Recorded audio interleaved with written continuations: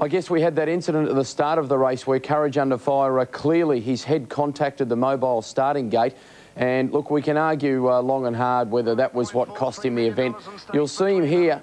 His head hits the gate, that's it, and he gallops back for 3 or 4 strides. Now, the significance of that, Bruce, obviously, was that most people thought Courage Under Fire would push through and take the lead.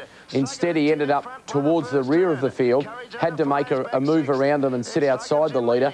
But honestly, I mean, you couldn't make any argument to say that cost him winning the race, I don't think, Bruce.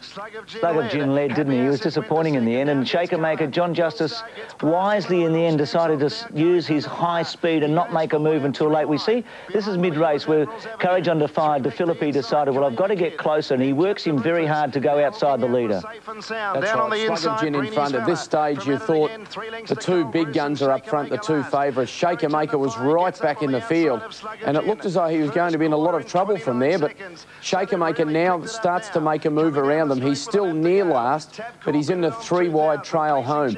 So I'll set the scene. We've got Slug of Gin, the North American input, the second favourite leading. Courage Under Fire, the favourite, outside the leader, and Shakamaker's running near last, but in the 3-wide line. So he's about 3rd last now, Bruce. So let's go to Dan Mielicki's call. Heading towards the 800. 3 deep with cover, was at it again. Then Happy Asset between runners. 4 back the inside, Breeny's Fella. Shakamaker 3 wide but 3 back. Second last, Captain Rufus and Cold Bruce last. Second quarter in 30.8. And Slug of Gin the leader, 700 to go. 2.5 metres to the little champ, Courage Under Fire. Then came Admiral's Avenue, safe and sound off the track. In between runners, Yellstar, 3 wide with cover, at it again.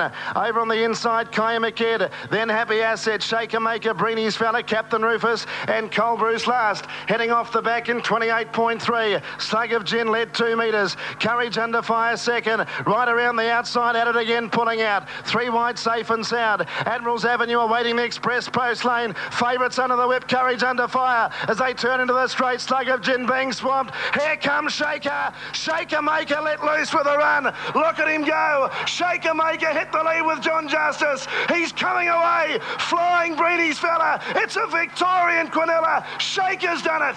Shakamaker's won the Inter-Dominion. J.Justice and Shakamaker have beaten Breeny's Fella and Happy Asset. Then came... Yeah, fantastic performance. Breeny's Fella was huge as well. The Slug of Gin, there were a lot of innuendo about him during the week. Not innuendo so much, his blood count wasn't right. Were there any excuses?